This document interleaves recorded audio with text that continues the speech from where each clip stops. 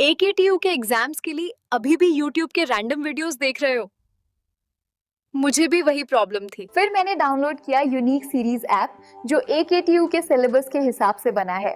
अब हर सब्जेक्ट एकदम इजी लगता है।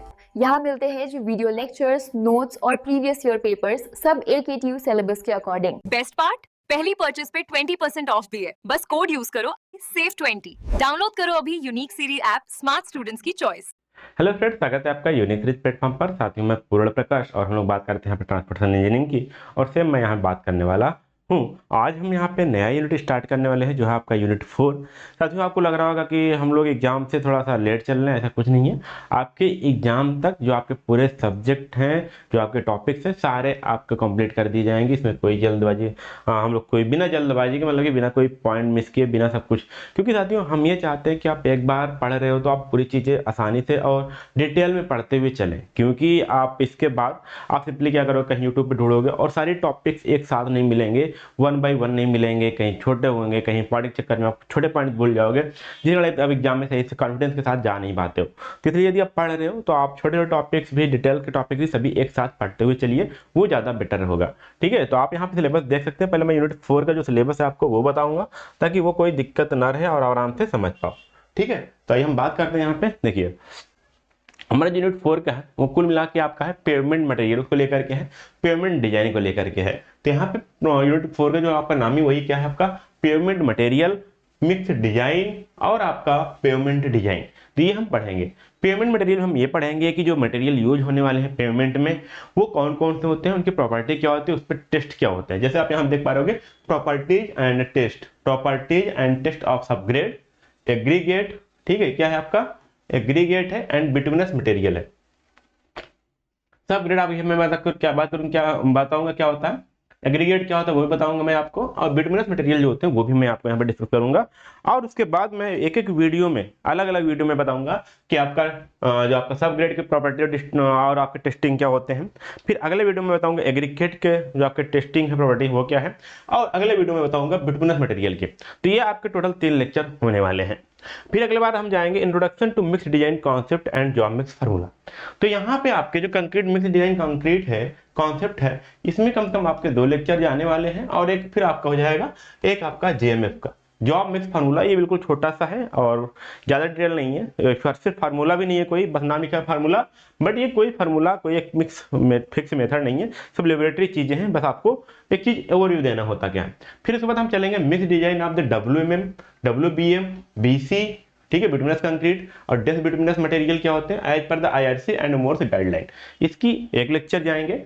Design of flexible pavement IRC 37, इसके कम से कम 2 से 3 लेक्चर जाएंगे, क्योंकि यहाँ पे आपके न्यूमेरिकल भी आते हैं। ओके, और rigid of payment, rigid payments आपके हैं IRC 58 से, इसके भी 1 या 2 लेक्चर जाएगा, क्योंकि ये भी काफी डिटेल में है। ठीक है, यहाँ पे इसमें से आपके वेस्टरगार्ड के जो क्वेश्चन आते हैं, आप क्वांटम उठाओगे या कुछ चीज उठाओगे, कुछ चीज उठाओगे, तो वहां पे आपको ये चीज मिलता है। ठीक है, फिर आपका क्वेश्चन आता है आपका introduction to pavement management system में, मात्र आपका 15 मिनट का इंट्रोडक्टरी लेक्चर होने वाला है। इसमें कोई ज़्यादा डिटेल में आपको पढ़ना नहीं है, नया टॉपिक ऐड किया गया है ताकि लेटेस्ट सिलेबस को लेटेस्ट बनाए रखने के लिए। ठीक है, और हालांकि जरूरी भी है, इतना जरूरी भी है ऐसी चीज़ रखने। ठीक है, तो इस प्रकार से हम बढ़ेंगे।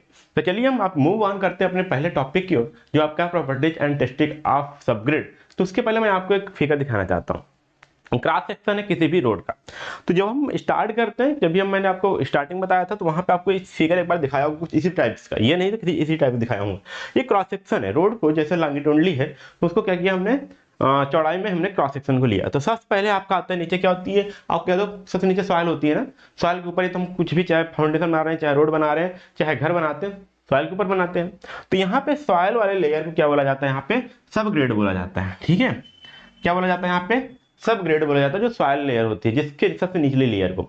अब यहाँ पे सब ग्रेड क्यों बोला गया, सॉइल क्यों नहीं बोला गया, क्योंकि साथियों एक क्या किया जाता है, जब हम रोड बनाते हैं इसको क्या समतल करते हैं। ठीक है, समतल करते हैं, इसमें रोलर चलाते हैं, इसको भी कंप्रेस करते हैं ना, कुछ करते हैं इसको, ताकि इस पे रोड हम बना पाए। तो इसलिए यहाँ पे इसको सेपरेट बोला गया, कि इसमें कुछ मैकेनिकल प्रॉपर्टी डाली जाती है। फिर उसके बाद आपका एग्रीगेट होते हैं, ठीक, कुछ बड़े साइज के एग्रीगेट होते हैं। उसके मतलब सब ग्रेड के ऊपर की लेयर क्या होती है, आपकी सब बेस होती है, जो आपके रोड की बेस होती है। ये तो आपकी सॉइल थी, ठीक है, सिंपल था, जो आपको लोड को बियर करती। ठीक है, बट उसके बाद जो आपकी रोड के जो आप मैकेनिकली डालते हो, पहले स्टार्टिंग बड़ी गिट्टी डालते हो ना, वो आपकी सब बेस होती है। फिर उसके ऊपर आपका बेस होता है, छोटे और महीन एग्रीगेट होते हैं, ठीक, छोटे साइज के पार्टिकल्स एग्रीगेट होते हैं। फिर उसके बाद आपकी आती है एस्फाल्ट लेयर, जो आपकी आपको याद देखता हो काली सड़क दिखती है ना, काली सड़क दिखती है, उसमें बिटमन दिखता है, तो आपकी एस्फाल्ट लेयर होती है। 3-4 लेयर्स होती है। तो अभी आपको क्या देखने को मिला, देखो बोला गया था कि सब ग्रेड, ठीक है, हमने पहला चीज हमारा सिलेबस क्या था, property and testing of the sub grade, मतलब कि सबसे निचले की लेयर की बात करेंगे। फिर हमारा था अगला एग्रीगेट। एग्रीगेट कहाँ यूज होता है, बेस एंड सब बेस में। इसलिए अगला बेस एंड सब बेस ना बोल के बोला गया कि हमें एग्रीगेट की प्रॉपर्टी और टेस्टिंग क्या होती है वो पढ़ो। फिर उसके बाद आपका बिटुमिनस मटेरियल था, वो आपके एस्फाल्ट लेयर में आता है। तो यहाँ पे हमको इस प्रकार से सभी लेयर में होने वाले यूज होने वाले मटेरियल की हमको प्रॉपर्टी हमको देखनी है। तो आपको याद आ गया हम किससे क्या बढ़ने वाले हैं। चलिए हम स्टार्ट करते हैं। जो हमारा पहला टॉपिक था, फिर से आपका था, हमने बात किया सॉइल की, ठीक है। स्टार्टिंग हमारा क्यों, ये क्या है आपका, ये आपका है सब ग्रेड है। ध्यान दीजिएगा, कभी सॉइल बोलेंगे, कभी इसको बोलेंगे हम सब ग्रेड बोलेंगे, ठीक है। क्योंकि सब ग्रेड में मोस्टली हमारा किसका कंस्टिट्यूएंट होता है, कौन सा पार्ट होता है आपका, सॉइल का पार्ट होता है। ओके, किसका पार्ट होता है, सॉइल। अब सॉइल बताओ आप कैसे बनता है। सॉइल क्या होता है, रॉक है, ठीक है। रॉक के छोटे टुकड़ों से जब पत्थर टूटते हैं तो आपका सॉइल का फॉर्मेशन होता है। आपने पढ़ा है सॉइल मैकेनिक्स बहुत अच्छी तरीके से पढ़ा है। तो टोटल आपका सॉइल मैकेनिक्स के कुछ पार्ट मैं यहाँ पे लिया हूँ। बाकी आपने इस वाले वीडियो का मोस्टली पार्ट आप सॉइल मैकेनिक्स में इस लेक्चर से ज्यादा अच्छे पढ़े होंगे, क्योंकि वहाँ पूरा सॉइल मैकेनिक्स था। मैं सिर्फ एक छोटा सा ओवरव्यू देता हुआ यहाँ पे सॉइल का चलूंगा, या फिर कहीं जितना उतना ही पढ़ाऊंगा जो आपके ट्रांसपोर्टेशन में आपकी जरूरत है, ठीक है। अब देखिए यहाँ पे, अब सॉइल क्या है, छोटे छोटे पार्टिकल से बने होंगे। सॉइल में क्या होते हैं आपको पता होगा, छोटे छोटे बाइट्स हैं, ग्रेन्स हैं, और उसके सबसे अलग अलग साइज होता है सॉइल का। सॉइल के पार्टिकल का अलग साइज होते हैं। तो इसकी जो कैरेक्टरिस्टिक्स होती है वो डिपेंड करती है, उसकी कैपेसिटी डिपेंड करती है। देखिए, the characteristics of the soil grain depend on the size. एक मिनट भाई साहब, कहाँ गए ये, सॉरी, ये अभी हम सॉइल बात कर रहे हैं। Soil size, shape, surface texture, chemical composition and electrical surface, ठीक है। Electrical surface charges, moisture and dry density influence the engineering behaviour of the soil mass. तो सॉइल की जो भी बिहेवियर होता है, सॉइल की जो कैपेसिटी होती है, सॉइल की जो आपकी विशेषताएं होती है, वो सब इन सब पे डिपेंड करती हैं। और उनका बिहेवियर जो होता है सॉइल का, साइज के हिसाब से, शेप के हिसाब से, सरफेस टेक्सचर के हिसाब से, केमिकल कंपोजिशन, जैसे आपने पढ़ा केल्नाइट सॉइल होता है, मेंटोमेरोनाइट सॉइल होता है, सबकी प्रॉपर्टी अलग अलग होती है। काली कपास मिट्टी, आपने लाल मिट्टी, ठीक है, काली मिट्टी आपने सब कुछ पढ़ी है ना। तो सबके हिसाब से क्या होती है, उनके जो उसमें चार्ज है, जो उसमें मॉइस्चर, उसके हिसाब से अलग अलग चेंज होती रहती है। तो हम यदि हम हाईवे बना रहे हैं, ठीक है, हाईवे बना रहे हैं, तो उसके लिए हमको सॉइल चाहिए, उसमें कौन कौन सी प्रॉपर्टी होनी चाहिए। अगर हम उसकी बात करें तो हमारी पहली प्रॉपर्टी होनी चाहिए स्टेबिलिटी। सॉइल क्या हो, स्टेबल हो। क्योंकि जब हम पेमेंट बनाएंगे तो उस पर कई बार से व्हीकल आएंगे, कई प्रकार के लोड ट्रांसफर होंगे। जब लोड ट्रांसफर होंगे तो स्टेबल होगी, तभी लोड को बियर कर पाएगी। तो पहला चीज उसमें स्टेबिलिटी होनी चाहिए। दूसरा इनकम्प्रेसिबिलिटी होनी चाहिए, मतलब उसमें हम कंप्रेस ना हो, अदरवाइज लोड होगा तो उसमें सेटलमेंट हो जाएगा, तो क्या होगा, नीचे धंस जाएगी, वो हमको नहीं चाहिए। तो उसमें इनकम्प्रेसिबिलिटी, वो सॉइल इनकम्प्रेसिबल होना चाहिए। अगला आपका है परमिनेंस ऑफ द स्ट्रेंथ। देखिए ये बात है, एक तो हो गया, एक चीज होता है क्या है कि हमने क्या किया, एक बार हमने लोड डाला या कुछ टाइम के लिए हमने देखा, घर बनाया, या सॉरी छोड़ा, कुछ 1 महीने 2 महीने के हमने देखा कि हमने कोई स्ट्रक्चर बनाया, वो लोड सही सहन कर पा रही है, 1-2 महीने तक काम कर रही है, मेरा उतना काम था, उसके बाद हमने छोड़ दिया, तब तक हमने काम ले लिया, ठीक है। लेकिन अब क्या करता है, जब आप बनाते हो हाईवे या फिर कोई रोड बनाते हो, तो क्या होता है, वो 1-2 दिन के लिए नहीं बनाते हो आप, बनाते हो जो आपके लंबे टाइम तक चलता रहे। जब आप लंबे टाइम तक चलेगा तो उसमें अलग अलग टाइप के वेदर कंडीशन होंगे, ठीक है, और अलग अलग टेम्परेचर होंगे। डेली आप देखो, अगर आप एक सीजनल वेरिएशन हो गया, एक आपका डेली वेरिएशन हो गया, डेली भी वेरी हो रहा है और सीजनल भी वेरी हो रहा है, तो उनके बीच उसमें आपकी स्ट्रेंथ बनाए रखना, इन सभी क्या करते हैं, अनप्रिडिक्टेबल कंडीशन के बीच में, ठीक है, अपनी स्ट्रेंथ को बनाए रखना, उसको बोलते हैं प्रेमिनेंसी ऑफ द स्ट्रेंथ। देख सकते हो, permanency of the strength refers to the ability to material most commonly subgrade soil in highway engineering, ठीक है। ये वर्ड ही आपका हाईवे में ही मिलेगा और कहीं नहीं मिलेगा, ठीक है। To maintain its structural integrity, जिसकी स्ट्रक्चरल बिहेवियर है, स्ट्रक्चरल कैपेसिटी है, स्ट्रक्चरल स्ट्रेंथ है, उसको मेंटेन रखना। जैसे आपका बेयरिंग कैपेसिटी हो गया, और mechanical property over the extended period despite of environmental changes like moisture fluctuation, ठीक है। तो आपका सीजनल चाहे बारिश हो, चाहे बारिश का मौसम हो, चाहे ठंड का मौसम हो, चाहे समर का मौसम हो, उनके बीच में जो मॉइस्चर कंडीशन है, मॉइस्चर आपका फ्लक्चुएशन हो रहा है, ठीक है, तो उनके बीच में स्ट्रेंथ को बनाए रखना सॉइल की हमको प्रॉपर्टी चाहिए कि सॉइल वहां पर डिस्टर्ब ना हो। अगला हमारा minimum changes in volume and stability under the adverse condition of the weather weather and ground water. तो ये चीज आपने देख लिया, यहाँ पे चेंजेस ना हो। और अगला आपका है यहाँ पे मिनिमम चेंजेस इन वॉल्यूम, तो हमको वॉल्यूम में भी ज्यादा चेंज नहीं होना चाहिए। आपको पता है, आप वाटर लीजिए, आपने पढ़ा होगा सेचुरेशन आप सॉइल पढ़ा, उसमें आपकी वॉल्यूम भी इंक्रीज होता है। तो आप वाटर में आप मिलाते हो तो उसका वाइट क्या होते हैं, फिल होते हैं। उसके बाद एक टाइम तक देखोगे उसमें बल्किंग मिलता है, बल्क होता है, थोड़ा सा वॉल्यूम में इंक्रीज होता है। तो हमको उसमें चेंजेस ज्यादा हमको नहीं मिलना चाहिए, मिनिमम चेंजेस मिलना चाहिए। गुड ड्रेनेज मतलब कितना परमीबल हो, या फिर कहें कि उसमें ये फैसिलिटी हो कि वाटर को एब्जॉर्ब ना करे, लेकिन वो क्या करे, वो ड्रेनेज करे, मतलब उस वाटर को एक जगह से दूसरी जगह ट्रांसफर कर दे। ठीक है, क्योंकि अगर वो एब्जॉर्ब कर लेगी तो क्या होगी, उसकी स्ट्रेंथ कम, वो क्या हो जाएगा, कंप्रेसिबल हो जाएगा, जो हमको नहीं चाहिए। अगला आपका ईज ऑफ कंपैक्शन, वो कंपैक्टेबल हो। कंपैक्टेबल बताती हूँ ये है कि हम उसमें रोलर चलाएं तो उसके जो वाइड्स हैं, ठीक है, वो कम हो जाए, वो कॉम्पैक्ट हो जाए, उसको एक सॉलिड फॉर्म बिल्ड कर ले। तो इस प्रकार से हमको उसका क्या चाहिए, ईज ऑफ कंपैक्शन होना चाहिए इसमें सॉइल में। तो ये भी मैंने सॉइल बात किया, लेकिन सॉइल अब जिसमें ये प्रॉपर्टी होगी उसको हम कहाँ पे यूज करेंगे, उसको हम यूज करेंगे अपने हाईवे में। ठीक है, जब हाईवे में यूज करेंगे इस सभी सॉइल को, तो हम उसको क्या कहलाएंगे, हम उसको हम कह लेंगे सब ग्रेड। ठीक है, क्या कह लेंगे, क्या बोलेंगे उसको हम बोलेंगे सब ग्रेड, जो अब यहाँ पे बोला गया। ठीक है, तो अब यहीं पे ये नाम दिया गया क्या, सब ग्रेड सॉइल। तो subgrade soil is an integral part of the road pavement structure as its provide the support to the pavement from the beneath. सबसे निचला जो तला है, सबसे जो निचला बेसिक होगा जो पेवमेंट सपोर्ट करे, कौन देगा, वो सबग्रेड सॉइल देगा। ठीक है, the main function of the subgrade soil is to give the adequate support to the pavement. ठीक है, तो मेन चीज का क्या है कि सब पेमेंट को सपोर्ट देना। Hence subgrade should have sufficient stability under the adverse condition of the climate and loading also. अब देखिए यहाँ पे वही बात हो गई कि अब क्या क्या सॉइल की स्ट्रेंथ क्या क्या होनी चाहिए, जो सबग्रेड सॉइल है उसमें क्या क्या स्ट्रेंथ होनी चाहिए, हमने भी बात किया था किसकी, सॉइल की। अब इस सॉइल में जिनके पास ये प्रॉपर्टी होगी उनको हम रोड के लिए यूज करेंगे। ठीक है, तो ये हो गया। तो अब सबग्रेड सॉइल की स्ट्रेंथ क्या होनी चाहिए, तो उसका पहली चीज तो है, जो स्ट्रेंथ है उसकी डिपेंड करती है आपको उसका सॉइल टाइप क्या है, जिस पर आपका पेमेंट बनाया जा रहा है, जिस सॉइल के ऊपर, उस टाइप का रोड सॉइल टाइप क्या है, उसका मॉइस्चर कंटेंट क्या है, ड्राई डेंसिटी क्या है, इंटरनल स्ट्रक्चर ऑफ सॉइल क्या है। अब ये सब क्या है आपको यही भी बताना पड़े तो क्या ही आपने अभी सॉइल मैकेनिक्स पढ़ा है, लेकिन आपको पता है इतना तो आपने पढ़ लिया सॉइल मैकेनिक्स में या जियोटेक्निकल इंजीनियरिंग में। ठीक है, types and mode of the stress application, किस टाइप का लोड आ रहा है। ठीक है, कई प्रकार के होते हैं, जैसे आप धीरे धीरे ग्रेजुअल लोडिंग हो गया, इंपैक्ट लोडिंग हो गया, अब्रेजन है। अब्रेजन क्या होता है, अचानक घर्षण के साथ आपका लोड आ रहा है। ठीक है, जैसे पहिया घूमता है, पहिया क्या होता है, घूमता है, तो लोड भी आ रहा है लेकिन वो मूव भी कर रहा था, अब्रेजन हो गया। तो किस टाइप का लोड है और उसका मोड क्या है, पॉइंट लोड है, यूडियल लोड है, कैसे जा रहा है, उस टाइप का भी यहाँ पे आपका डिपेंड करता है कि सॉइल की स्ट्रेंथ कैसे होने वाली है। अब यहाँ बात करते हैं valuation of the soil strength. यदि सॉइल स्ट्रेंथ को अगर हम क्लासिफाई करना चाहें तो उसको मेनली 3 टाइप्स के हमको सॉइल स्ट्रेंथ चाहिए होते हैं हमारे हाईवे के लिए। हाईवे के लिए हमको सॉइल में 3 प्रकार की स्ट्रेंथ चाहिए, या फिर नॉर्मली हमको सॉइल में जो स्ट्रेंथ देखने को मिलता है वो 3 टाइप को देखने को मिलता है। पहला आपका शियर टेस्ट। ठीक है, शियर टेस्ट क्यों है, आप देखिएगा ये आपका पेवमेंट है। ठीक है, पेमेंट वाला समझ लीजिए आपका सड़क है, आप रोड ले जाते हो, समझिए रोड अभी आपकी कच्ची है। ठीक, रोड कच्ची है, आप उस पर साइकिल चलाते हो, जब आप साइकिल चलाते हो, ठीक है, जब साइकिल चलाते हो तो क्या होगा, वहां पर देखो कि धीरे यहाँ पे गड्ढा हो जाता है, किसको बोलते हो, इसको बोलते हो रटिंग। क्या बोलते हो आप उसको, रटिंग बोलते हो। ठीक है, अब ये क्यों होता है, क्योंकि वहां की जो सॉइल है उस पर एक शियर टेस्ट लगता है। जैसे छोटा सा कॉर्नर देखिए, अब यहाँ पे इसको थोड़ा सा मैं बढ़ाता हूँ, ठीक है, इसको मैं और बड़ा कर लेता हूँ।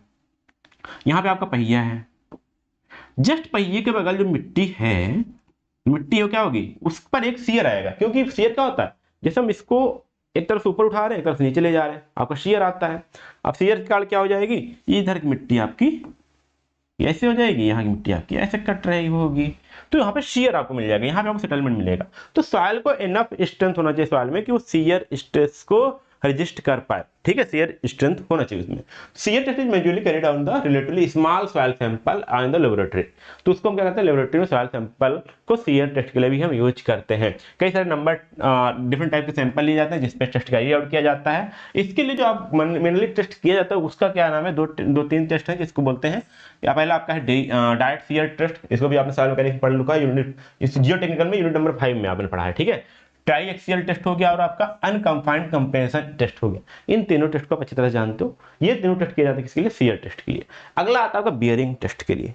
बियरिंग टेस्ट क्या होता है देखिएगा, काफी लार्ज एरिया में आपका लोड डिस्ट्रीब्यूट होना है, तो उसको बियरिंग कैपेसिटी सॉइल क्या करेगा, उसके पास कैपेसिटी होनी चाहिए बियरिंग, उस लोड को बियर कर पाए। ठीक है, बियर नहीं कर पाएगी, फेल कर पाएगी। हम देखो कभी कभी यहाँ दलदल मिट्टी होती है, दलदल मिट्टी वहां पे आप जाओगे तो क्या होगी, सॉइल हट जाएगी, मतलब वहां की उसकी बियरिंग कैपेसिटी बिल्कुल खत्म थी, इसलिए वहां पे हम लोड तो नहीं बना पाएंगे।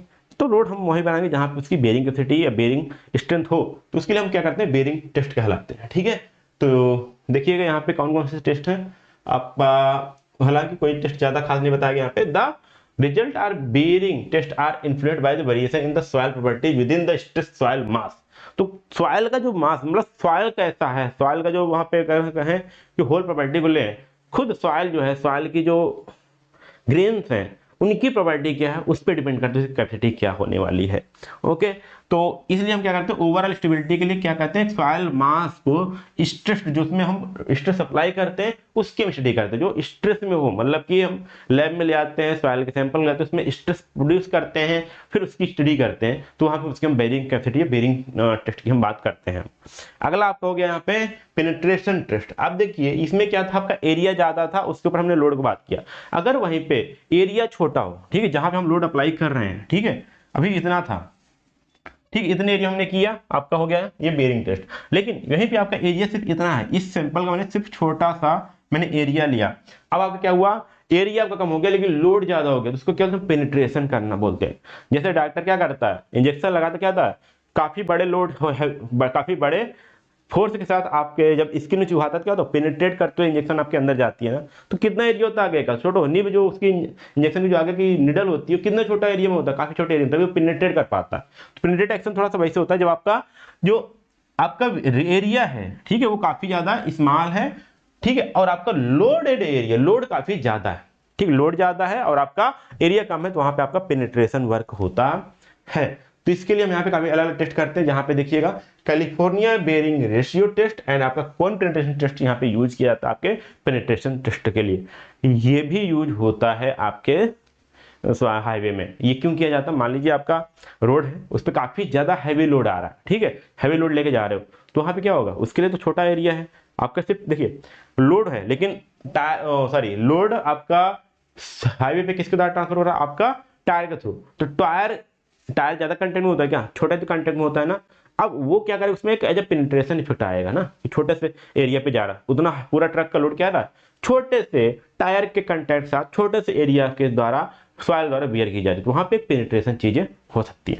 तो ये चीज यहाँ पे पेनिट्रेशन टेस्ट किया जाता है। तो हम यहाँ पे जो आपके सबग्रेड के लिए जो टेस्ट है, दो मेनली टेस्ट है आपका, एक आपका प्लेट बियरिंग टेस्ट है और दूसरा आपका कैलिफोर्निया बियरिंग टेस्ट है, जो आपके सिलेबस में है, जो आपको इसमें हाईवे में पढ़ना है, तो वो हम यहाँ पे बात करते हैं। तो प्लेट बियरिंग टेस्ट क्या होता है, यहाँ पे क्या करेंगे, देखिए नाम ही बता रहा है आपको, इसमें बियरिंग कैपेसिटी आपको फाइंड आउट करना है या फिर इसका सेटलमेंट फाइंड आउट करना है। देखिए यहाँ पे सीआर टेस्ट में आपका ये हो गया, प्लेट बियरिंग आपका यहीं पे आएगा, ठीक, कैलिफोर्निया बियरिंग में आपका बियरिंग टेस्ट में आएगा। चलिए देखिए यहाँ पे क्या बोला गया, देखिएगा क्या यूज किया जाता है यहाँ पे, loading test which carried out on the subgrade in the field of the load bearing area find supporting the power of the subgrade which is represented by the modulus of the subgrade reaction. ठीक है, तो इसको हम क्या, एक term है आपका यहाँ पे modulus of the subgrade reaction. तो जो सबग्रेड है वो रिजेक्ट करेगा, तो वहां पे एक मॉडुलस आएगा जिसके द्वारा हम रिप्रेजेंट करते हैं, इसको हम केस में रिप्रेजेंट करते हैं, इससे हमें फाइंड आउट करेंगे। यहाँ पे क्या करते हैं, यहाँ पे देखिएगा सिंपली यहाँ पे प्लेट्स होती हैं 75 सेंटीमीटर का, 60 सेंटीमीटर का, 45 सेंटीमीटर का, 30 सेंटीमीटर का, जो हम स्टैंडर्ड साइज में मानते हैं। हालांकि हमारे स्टैंडर्ड साइज क्या माना जाता है, यहाँ पे अधिकतर आपका 75 सेंटीमीटर लिया जाता है, डायमीटर में हो सकता है या फिर आपका स्क्वायर में हो सकता है। Okay, standard size for the plate for the bearing test is 20। जब आप इस टेस्ट को कैरी आउट करते हो तो उसके लिए हम जो प्लेट यूज करते हैं वो आप यूज करते हैं यहाँ पे 75 सेंटीमीटर का। तो यहाँ पे देखते हैं, इसमें भी आपके दो मेथड होते हैं, हालांकि पहला एक होता है ग्रेविटी मेथड, एक होता है हाइड्रोलिक रिएक्शन में क्या करते हैं, लोड अप्लाई करते हैं। जब आप हाइड्रोलिक ग्रेविटी मेथड करते हो तो यूज क्या करते हैं, यहाँ पे कई सारे प्लेट आपके टेस्ट होते हैं, कैसे प्लेट होते हैं, जैसे आपका बताया गया ना 75 60 फिर उसके बाद 45, ऐसे आपका लोड यहाँ पे प्लेट रखते हो, उसके बाद यहाँ पे लोड अप्लाई करते हो।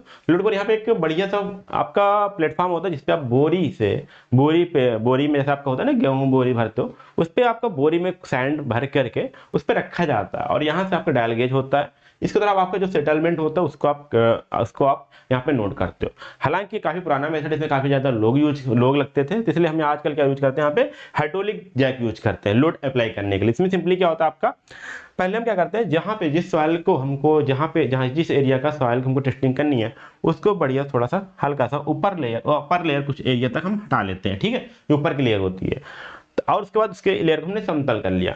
समतल करने के बाद हम क्या करेंगे, यहाँ पे जो आपकी 75 सेंटीमीटर की आपकी डायमीटर की या फिर क्या 75 सेंटीमीटर आपका स्क्वायर भी हो सकता है, उस प्लेट को हम यहाँ पे रखते हैं। फिर हमने यहाँ पे हाइड्रोलिक जैक को रखना, हमने हाइड्रोलिक जैक के द्वारा हम क्या करेंगे, लोड को अप्लाई करेंगे। लोड यहाँ पे प्लेस कर, यहाँ पे लोड हमने यहाँ पे अप्लाई करेंगे। तो हम जब लोड अप्लाई करेंगे ना, तो एक कंस्टेंट रेट से करते हैं, ठीक है, और एक सर्टेन सेटलमेंट पर जो लोड अप्लाई कर रहे हैं उसका हम सेटलमेंट निकालते हैं। तो एक हमारा लोड और यहाँ पे सेटलमेंट के बीच एक ग्राफ बनता है। फिर उसकी सहायता से हम यहाँ पे हमको जो डिजायर्ड है, क्या डिजायर्ड, हमको modulus of the subgrade reaction के की वैल्यू हम फाइंड आउट करते हैं, और उसके हिसाब से हम यहाँ पे टेस्ट में हम फाइंड आउट करते हैं के की वैल्यू क्या है, और उसके साथ वहाँ पे डिसीजन हम लेते हैं। यहाँ पे इसका मेथड समझिएगा। पहले हमने क्या किया, पहले टेस्ट साइड को हमने प्रिपेयर किया, फिर हमने वहाँ पे जो लूज मटेरियल जैसे बताया मैंने कि ऊपर के लेयर थोड़ा सा मटेरियल को हमने हटा लिया, ठीक है, लेकिन हमको नीचे से जो हार्ड सॉइल है वो हमको मिले।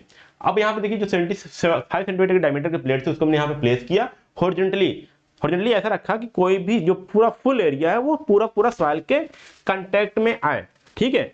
ऐसा नहीं है कि हमारा सॉइल ऐसा है, ठीक है, यहाँ पे बराबर है, फिर ऐसे ऊबड़ खाबड़ है। जब हमने सॉइल को प्लेट को रखा तो कहीं कांटेक्ट में आई, कहीं कांटेक्ट में आई ही नहीं, ऐसा नहीं करना, हमको पूरा वहां पे हमको कांटेक्ट में आना है, ठीक है, ये करते हैं हम।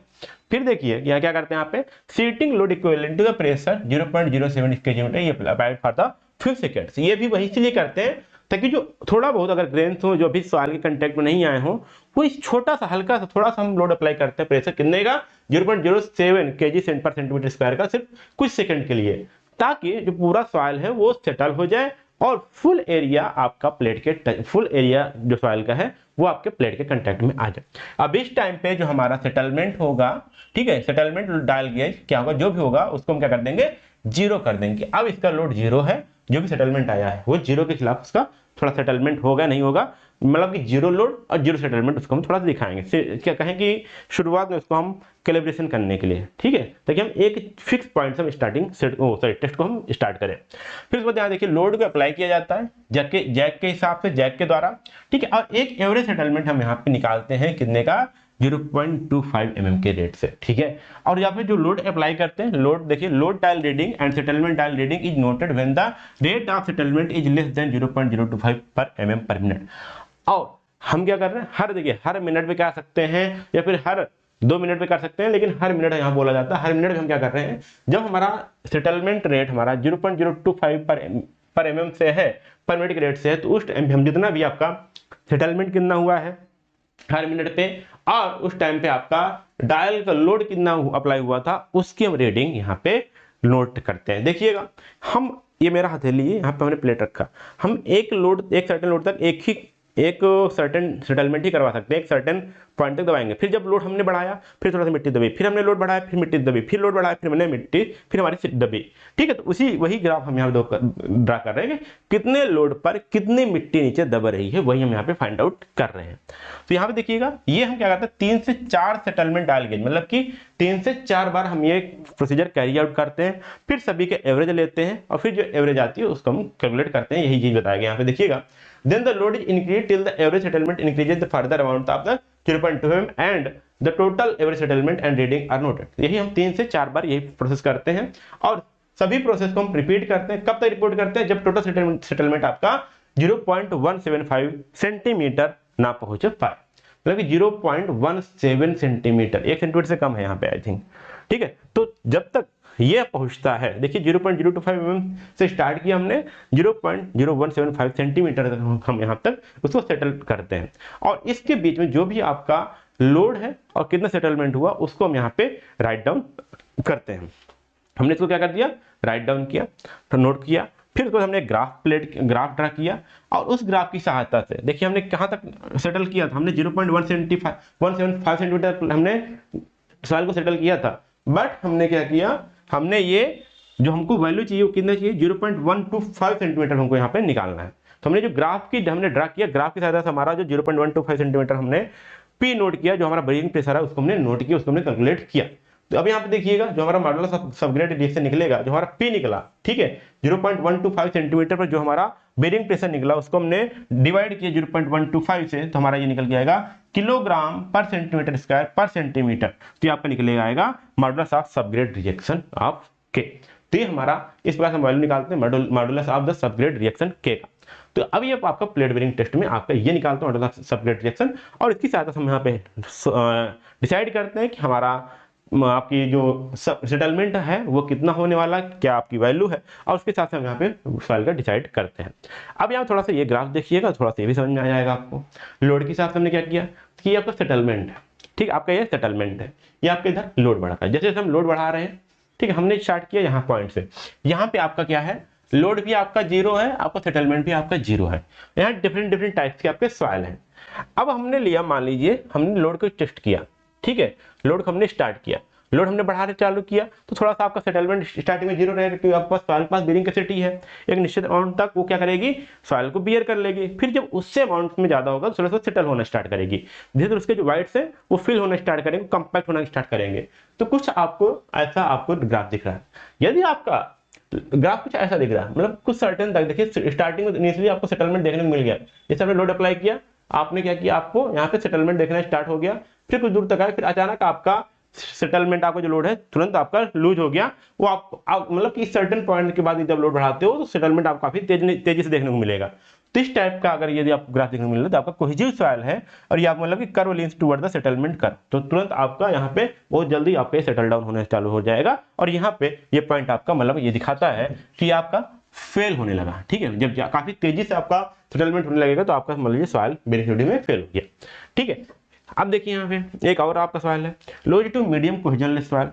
देख कोहेजिव सॉइल है आपका कोहेजनलेस है, मतलब कोहेजिव सॉइल जैसे आपके क्ले हो गए, ठीक है, जिसके पार्टिकल आपस में जुड़े होते हैं। लेकिन अब लो टू मीडियम है और यहाँ पे आपका कोहेजन सॉइल है, कोहेजनलेस है, मतलब कि यहाँ पे जैसे सैंड हो सकता है, इस टाइप के सॉइल है। और इनका जो आपका एसटीपी है, स्टैंडर्ड पेनिट्रेशन टेस्ट एसपीटी, उनकी वैल्यू है आपको 15 से 30 के बीच में। तो आपको कुछ इस प्रकार का दिखेगा, जैसे जैसे आप बढ़ाते जा रहे हो, ठीक है, लोड बढ़ा रहे हो वैसे वैसे आपका सेटलमेंट बढ़ रहा है, लेकिन आपको अचानक कोई यहाँ पे फेलियर देखने को नहीं मिलेगा, ठीक है, कि अचानक से आपका जो लोड है वो अचानक से घटने सेटलमेंट होने लगे एक कांस्टेंट लोड पे। अब यहाँ पे देखते हैं, हम प्रीफर करते हैं, हम ये फाइल प्रीफर करते हैं, ठीक है, ये आपका पार्सली है, ये हम यूज करते हैं यहाँ पे, ये डेंस होना चाहिए, कोहेजनलेस फाइल होना चाहिए। इसीलिए हम क्या करते हैं, देखिए लोड बनाने में क्या करते हैं कि इस टाइप का हम ग्राफ देखते हैं। देखिए यहाँ पे क्या हुआ, काफी लोड हमने यहाँ तक बढ़ाया लेकिन हमको सेटलमेंट का बहुत कम मिला। इन सभी के मुकाबले में देखो बहुत कम हमको क्या मिला, सेटलमेंट मिला। लोड हमने काफी बढ़ाया, ठीक है, लोड हमने काफी बढ़ाया लेकिन हमको सेटलमेंट बहुत कम देखने को मिल रहा है। तो किस टाइप के सॉइल में होती है, ये होती है आपकी डेंस कोहेजनलेस सॉइल। कोहेजनलेस सॉइल आपका एग्रीगेट हो गया, सैंड हो गया, और डेंस कब होता है जब उसको हम रोलर से कंपैक्ट कर देते हैं तो क्या हो जाता है, डेंस हो जाता है। तो उस टाइप के सॉइल में हमारा क्या होता है, यहाँ पे अल्टीमेट बेरिंग कैपेसिटी या फिर कहें कि कैपेसिटी हमको ज्यादा मिलती है। तो इस टाइप के सॉइल को हम प्रीफर करते हैं एज अ सबग्रेड के लिए, ठीक है। तो ये चीज हमारा निकल के आता है, उस ग्राफ से हमने ग्राफ ड्रा किया। अब थोड़ा सा आगे चलते हैं। आप देखिए यहाँ पे जब हम यहाँ पे टेस्ट कर रहे थे तो हमारा जो सॉइल हो सकता है वो दो प्रकार हो सकते हैं, या फिर वो हो सकता है कि अनसोल्ड, उसमें अनसोल्ड स्पेसिमेन हो सकता है, ये है कि सॉइल में थोड़ा सी पानी की मात्रा नहीं है, या फिर सोक्ड मतलब कि वो पूरी तरह से भीगा हुआ है, ऐसा हो सकता है। अनसोल्ड मतलब वो पानी के टच में नहीं है, जो उसमें नेचुरल मॉइस्चर कंटेंट वो है, और सोल्ड मतलब उसमें थोड़ी पानी की मात्रा ज्यादा है या मॉइस्चर कंडीशन में था। तो उस टाइप में क्या होगा कि आपको जो ग्राफ मिलेगा थोड़ा कुछ ऐसा मिलेगा। देखिएगा ये आपका क्या है, स्पेसिमेन का डिफॉर्मेशन मतलब सेटलमेंट हो सकता है, और आप ये प्रेशर के जैसे इंक्रीज कर रहे हो। तो यदि आपका अनसोक्ड स्पेसिमेन है तो आप देखो आपको प्रेशर बढ़ाने पे आपको जो डिफॉर्मेशन है वो कम मिल रहा है, ठीक है। लेकिन वहीं पे आपको सोक्ड जो स्पेसिमेन है, मतलब कि जो जिसमें मॉइस्चर ज्यादा है, उसमें आपको जल्दी डिफॉर्मेशन आपको देखने को मिल जा रहा है। इसके लिए हम क्या करते हैं, करेक्शन करते हैं, ठीक है। तो देखिएगा forward moisture condition, the subgrade in unsoaked soaked sample of soil is taken and test perform is both sample. जब दोनों बोथ सैंपल का हम क्या करेंगे, टेस्ट करेंगे, फिर यहाँ पे आपका यहाँ पे निकालेंगे, ठीक है। क्या निकालेंगे, चाहे आपका केस निकाल लो, चाहे पीएस निकाल लो, के निकाल लो, पी निकाल लो, वो चीज क्या निकालेंगे। देखिए के क्या आपका है, modulus of subgrade reaction for the soaked condition, मतलब इस मतलब क्या है आपका सोक्ड कंडीशन है, सोक्ड स्पेसिमेन का आपका मॉडुलस ऑफ सबग्रेड कितना हुआ, ठीक है। और मॉडुलस अनसोक्ड कंडीशन में आपका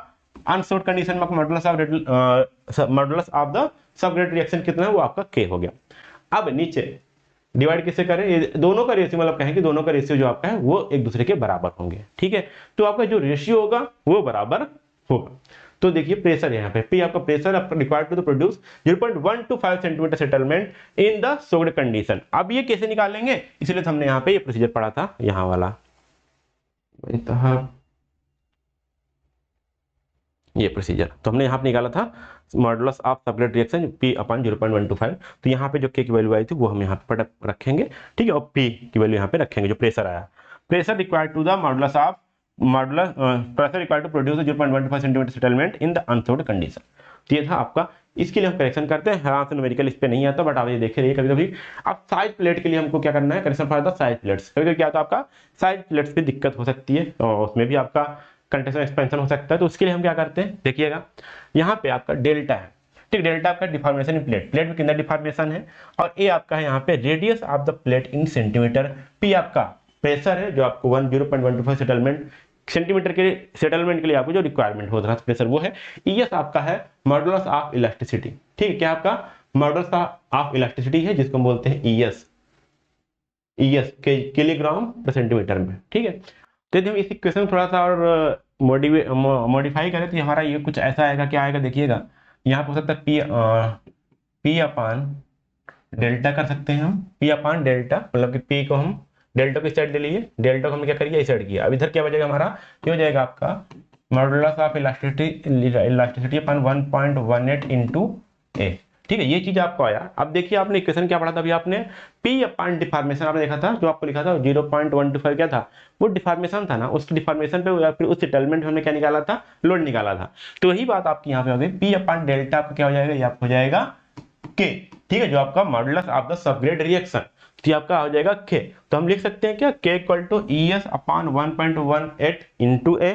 अब देखिए यहाँ पे अगर आप लिखना चाहो तो हो सकता है आपका के इंटू ए इक्वल टू हो जाएगा आपका modulus of elasticity upon 1.18 into a, ठीक है। अब देखिए एरिया आपका, जो आपका एरिया है, एरिया क्या आपका radius of the rigid plate in centimetre, तो एरिया है ये भी आप कांस्टेंट होगा, क्योंकि उसी आपने क्या किया, ऐसे हम नहीं करेंगे, हमने क्या किया बार बार हमने जब टेस्ट को परफॉर्म करेंगे तो उस टाइम हमारा एरिया कांस्टेंट रहेगा, ठीक है, एरिया कांस्टेंट रहेगा। और सेम सॉइल पे ही हमने क्या किया, सेम सॉइल पे हम वही लोड को हम टेस्ट कर रहे हैं, तो हमारा जो ईएस होगा वो भी हमारा क्या होगा, सेम होगा, सेम सॉइल के लिए और सेम प्लेट के लिए। तो यहाँ पे आप देखोगे तो ये पूरा टर्म क्या हो गया, कांस्टेंट हो गया, क्या हो गया हमारा कांस्टेंट हो गया। तो हम इसको लिख सकते हैं क्या, k1 a1 equal to k2 a2। तो इस प्रकार से हम यहाँ पे निकाल पाएंगे। करेक्शन क्या करना है या फिर आपको modulus of the separate reaction क्या आएगा वो यहाँ से हम निकाल पाएंगे k की वैल्यू, ठीक है। तो इस प्रकार से आपका जो प्लेट के लिए आपको करेक्शन करना होता है वो आप ऐसे करते हैं। हालांकि ये सिर्फ आपको पूछा नहीं जाने वाला है, आपके क्वेश्चन में आया भी नहीं है, सिर्फ आपको सिंपल टेस्ट लिखने के लिए आता है, ठीक है। थोड़ा सा मैं हाई गया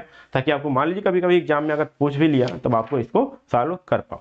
अब चलते हम यहाँ पे बात करते हैं, हमारा जो अगला टेस्ट है कैलिफोर्निया बेयरिंग रेशियो टेस्ट, जिसको बोलते हैं सीबीआर टेस्ट। काफी इंपॉर्टेंट होता है और थोड़ा सा आपके हाईवे के लिए भी कई बार अभी आपको सीबीआर मेथड भी यूज करना होगा। कई बार अभी आप जब चलोगे डिजाइन ऑफ पेमेंट में तो वहाँ पे सीबीआर मेथड द्वारा आप पेमेंट की डिजाइन भी करने वाले हो, तो वहाँ पे भी ये हो जाएगा। तो यहाँ देखिए ये क्यों इसका सीबीआर नाम रखा गया, क्योंकि देखिए कैलिफोर्निया, यहाँ पे California division of the highway है, उन्होंने इसको डेवलप किया था, किसके लिए, ताकि हम सॉइल सबग्रेड की स्टेबिलिटी को हम समझ पाए, और यहाँ पे जो फ्लेक्सिबिलिटी की जो पेमेंट की फ्लेक्सिबिलिटी है या जो फ्लेक्सिबल पेमेंट है उसकी स्टेबिलिटी को समझ पाए। फ्लेक्सिबल पेमेंट बोले तो आपकी जो बिटमन वाली रोड होती है वो, अभी के लिए इतना समझिए, अभी हम आगे फ्लेक्सिबल पेमेंट क्या होती है, रिजिड पेमेंट क्या होती है, वो भी हम यहाँ पे डिस्कस करेंगे इसी यूनिट में। जो फ्लेक्सिबल पेमेंट या फिर क्या है कि जो आपकी सॉइल सबग्रेड होती है उसकी स्टेबिलिटी को चेक करने के लिए आपकी जो कैलिफोर्निया की हाईवे डिपार्टमेंट था उन्होंने एक टेस्ट को डेवलप किया था। इसमें क्या किया, यहाँ पे क्या किया था, एक पिस्टन होता है, ठीक है, जिसका डायमीटर 50 mm होता है, जहां पे हम use to penetrate the soil at the standard rate of the 0.125 mm per minute. तो हम सॉइल को यहाँ पे पेनिट्रेट करते हैं किसके रेट से, 0.125 mm पर मिनट के रेट से इसको पेनिट्रेट करते हैं। अभी मैं आपको प्रोसीजर समझाऊंगा पूरा कैसे यूज होता है, तब तक आप यहाँ पे देख लीजिए। इसमें क्या होता है, यहाँ पे आपका स्पेसिमेन होता है, ठीक है, ये आपका इसमें स्पेसिमेन होता है, यहाँ पे आपका डायल गेज लगा होता है जो आपके लोड को बताता है किस रेट से आपका लोड यहाँ पे जो आपका यहाँ पे रेट है, किस रेट से आप लोड यहाँ पे अप्लाई कर रहे हो, ठीक है। यहाँ पे आपका प्लंजर होता है, प्लंजर का एक फिक्स आपका डायमेंशन होता है, आई थिंक 50 सेंटीमीटर होता है वो भी, ठीक है। और यहाँ पे प्रूविंग रिंग यहाँ पे जो घूमता है या फिर रिंग जो आपको बता रहा है कितना आप यहाँ पे सेटलमेंट हुआ है, कितना आपने पेनिट्रेट किया है, वो आपको यहाँ पे होता है, ठीक है। टाइम के साथ आपको यहाँ पे पता लगेगा कितने टाइम पे आप कितना लोड अपने अप्लाई किया। अब इसके हिसाब से हमारा प्रोसीजर क्या होता है ध्यान दीजिएगा। यहाँ पे जो ये खास समझिएगा कौन सा टेस्ट है आपका, लेबोरेटरी टेस्ट है। कौन सा आपका, लेबोरेटरी में परफॉर्म किया जाने वाला टेस्ट है। ठीक है, अब यहाँ पे देखिए जो मोल्ड होता है यहाँ पे आपका 150 mm डायमीटर का एक बेस प्लेट होता है। कितने का, 150 mm का। ये जो आपका बेस प्लेट होगा यहाँ पे जो रखा जाएगा वो 150 mm डायमीटर का होगा। ठीक है, and the collar loading frame and dial gauge to measure the penetration as per figure 5.3। ये फिगर जो आपका था सब कुछ ऐसा आपका अरेंजमेंट मिलेगा। अब यहाँ पे हम करते क्या हैं, पहले बार हम स्पेसिमेन को लेंगे। देखिए लेबोरेटरी टेस्ट है तो हमने सॉइल को कहाँ से लेंगे, हम फील्ड से लेंगे और उसको लेबोरेटरी तक लाएंगे। लेबोरेटरी तक लाया, फिर हमने उसको 96 आवर्स के लिए उसको वाटर में सोक करके रखा। अब कई बुक में ये मिलेगा, कई बुक में आपको नहीं मिलेगा, क्योंकि ये IRC का जो आपका IRC द्वारा ये दिया गया है IC 37 में, उन्होंने बोला कि जब CBR टेस्ट करेंगे फ्लेक्सिबल पेमेंट के लिए, हम क्या करेंगे, सॉइल को पूरी तरह से हम यहाँ पे मॉइस्चर होना चाहिए। ठीक है, सोक्ड कंडीशन में होना चाहिए ताकि वहां पे कोई वाइट्स ना रहे। ठीक है, जो भी वाइट्स हो वो एयर द्वारा फिल रहे। ठीक है, एयर वाइट्स नहीं रहेंगे। तो यहाँ पे क्या हुआ, जब 96 तक रखेंगे पूरी तरह से वो क्या हो जाएगा, डूब जाएगा उसमें, पूरी तरह से वो मॉइस्चर हो जाएगा, पूरी तरह सेचुरेटेड हो जाएगा। और जब सेचुरेट हो गया तो हमने ये भी मेजर किया उसमें स्वेलिंग कितना आया, मतलब उसका वॉल्यूम कितना चेंज हुआ पूरी तरह सोक्ड होने पर, और उसने कितना वाटर एब्जॉर्ब हुआ, उस वैल्यू को भी हम यहाँ पे नोट डाउन कर लेंगे। ठीक है, अब यहाँ पे हम लोड अप्लाई करेंगे सैंपल पे। ठीक है, जो आपका प्लंजर है, और किस रेट से देखिएगा, यहाँ पे 1.25 mm पर मिनट की रेट से वहां पे लोड अप्लाई करेंगे।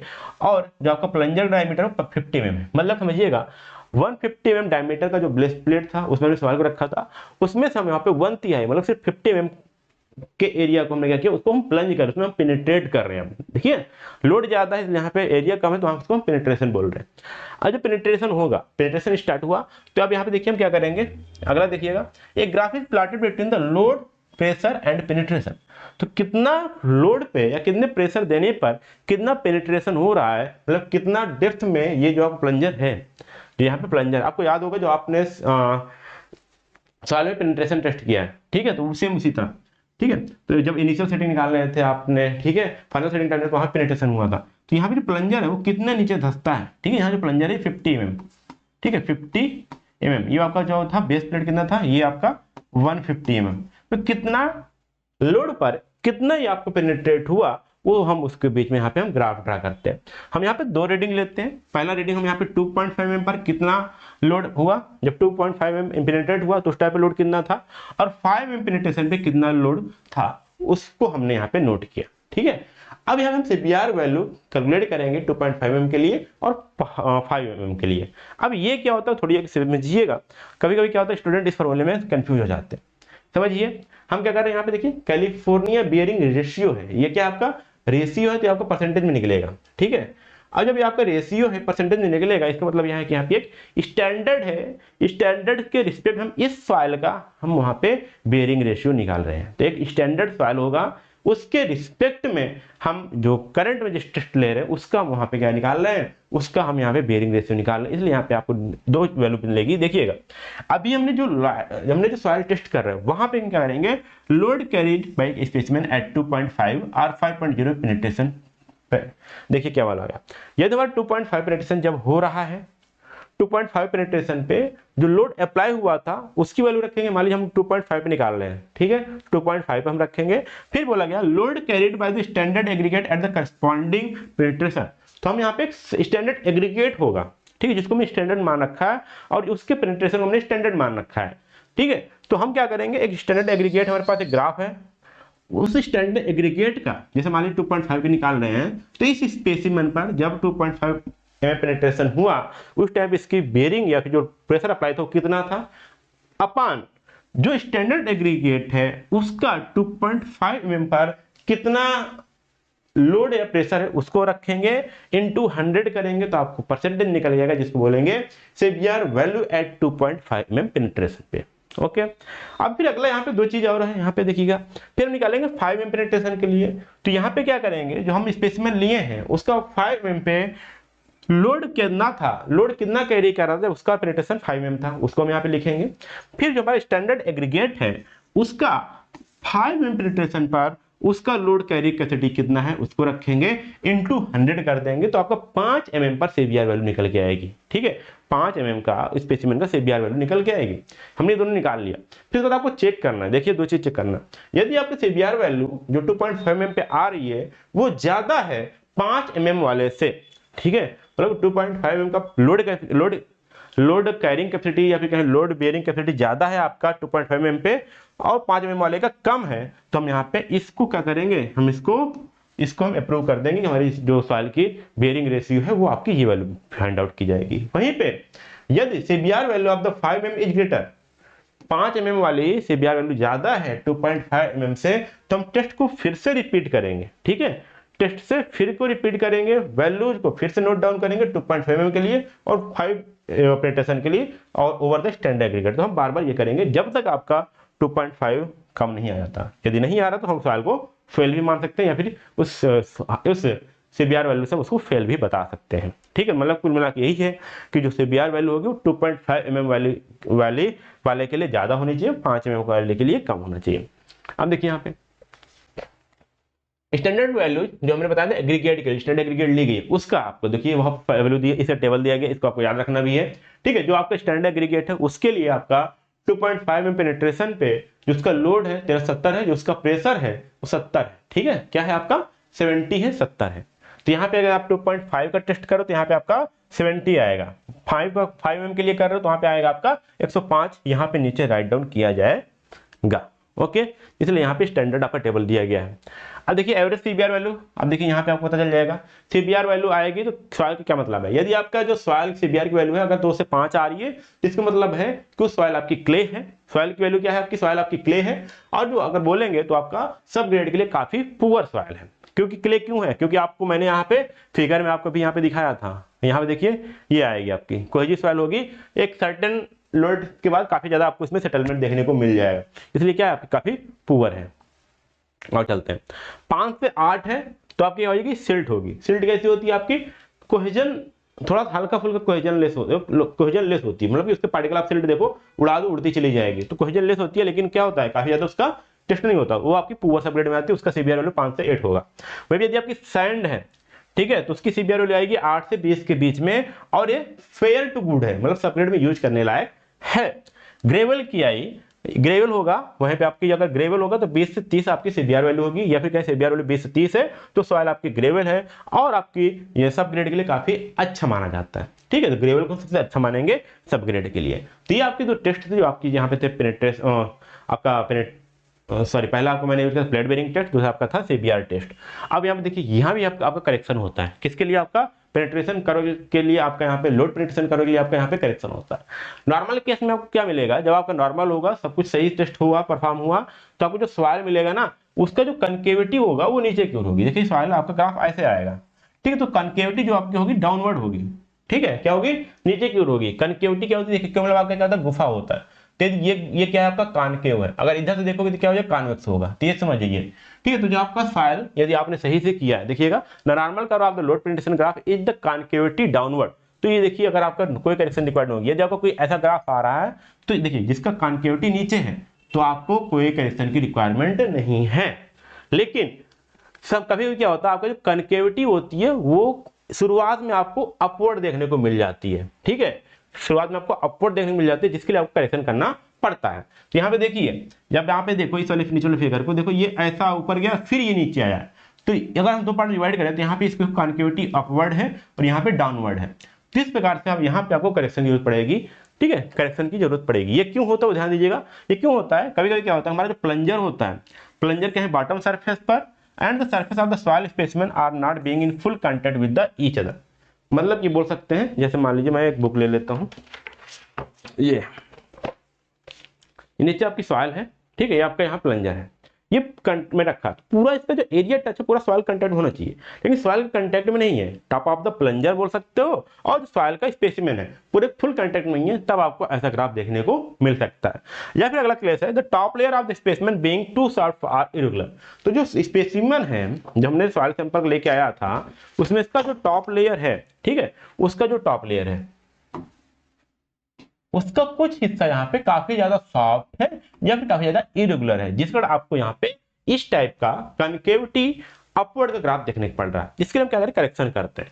करेक्शन के लिए क्या करते हैं, देखिएगा हम जो एक ड्रा टाइजेंट करते हैं AC from the steepest point on A the curve. तो यहाँ पे जो 2.5 mm पे, ठीक है, 2.5 mm पेनिट्रेशन पे और 5 mm पेनिट्रेशन पे क्या करते हैं, टाइजेंट ड्रा करते हैं, ठीक है। जैसे टाइजेंट ड्रा करेंगे कि यहाँ टाइजेंट ड्रा करेंगे। अब जो टाइजेंट आएगा उसकी जो वैल्यू आएगी उसको हम यहाँ पे ग्राफ में यूज कर लेंगे। तो करेक्टेड फॉर देखिए 2.5 mm penetration, corrected for the concave upward shape. तो इसके लिए हम यहाँ करेंगे कनेक्ट, उसको करते हैं हम यहाँ पे, इसको करेक्ट करते हैं। ओके, सीवीआर वैल्यू आर रफली correlated modulus of subgrade reaction in the given table. तो बोला जा रहा है जो सीवीआर वैल्यू होती है वो कहीं ना कहीं आपकी जो मॉडुलस ऑफ सबग्रेड रिएक्शन है जो हमने प्लेट बेयरिंग टेस्ट में निकाला था उससे कोरिलेट करती है कहीं ना कहीं। देखो यहाँ पे सीवीआर वैल्यू आपकी 2 आ रही है, तो उस टाइम पे के की वैल्यू जो है निकल के आती है आपकी 23 है आपकी, तो 27, 4 की है, तो मतलब दोनों में कुछ ना कुछ रिलेशन है, ये चीज निकल के आता है। और हालांकि दोनों आपकी बेयरिंग कैपेसिटी ही निकाल रही थी, तो दोनों आपका रिलेशन मिलेगा ही मिलेगा। तो ये थोड़ा सा मेरा पहला लेक्चर था जो आपका सबग्रेड के लिए था। यहाँ में सिर्फ आपको 2 ही टेस्ट पढ़ने, आपका प्लेट बेयरिंग टेस्ट है, दूसरा आपका सीवीआर वैल्यू टेस्ट है, ये आपको निकालना आना चाहिए। और ये थोड़ा सा आपको बिल्कुल शॉर्ट्स में समझाया था, इससे ज्यादा सिंपलर नहीं हो पाएगा, ठीक है। और इसको एक बार पढ़िएगा, ये चीज क्लियर हो जाएगा। इसके बाद मैं आपको अब जो आने वाले होंगे वो होंगे आपके एग्रीगेट के लिए टेस्ट होंगे। किसके लिए, एग्रीगेट के लिए होंगे, तो उसको हम अगले लेक्चर में पढ़ेंगे। अभी के लिए बस इतना ही था, ठीक है। और अपने दोस्तों को भी बताते रहिए, जा करके यूट्यूब पर अगर आप चाहें तो यूट्यूब पढ़ सकते हैं, लेकिन यूट्यूब में ये आपको सिर्फ मेंबरशिप के अंदर में मिलेंगे, आपको ज्वाइन करना पड़ेगा चैनल को। और यदि आप पर है, ऐप पर है, तो ऐप इसको पढ़ सकते हो। सिंपली आपको ऑफर देख लीजिएगा, यूनिसेज की ऐप डाउनलोड कर लीजिए, कोई ऑफर है तो ऑफर कूपन कोड अप्लाई कर लीजिएगा, तभी इनरोल करिएगा। अदरवाइज आप इनरोल कर सकते हो और आराम से पढ़ाई कर सकते हो। हालांकि जो आपके नए स्टूडेंट है, जो नए स्टूडेंट ऐप डाउनलोड करें, उनको सेव 20% का आपको पहले से ही ऑफर मिल रहा है, आराम से जाकर उससे एनरोल कर सकते हो, पढ़ाई कर सकते हैं। चलिए, तब तक के लिए धन्यवाद, जय हिंद।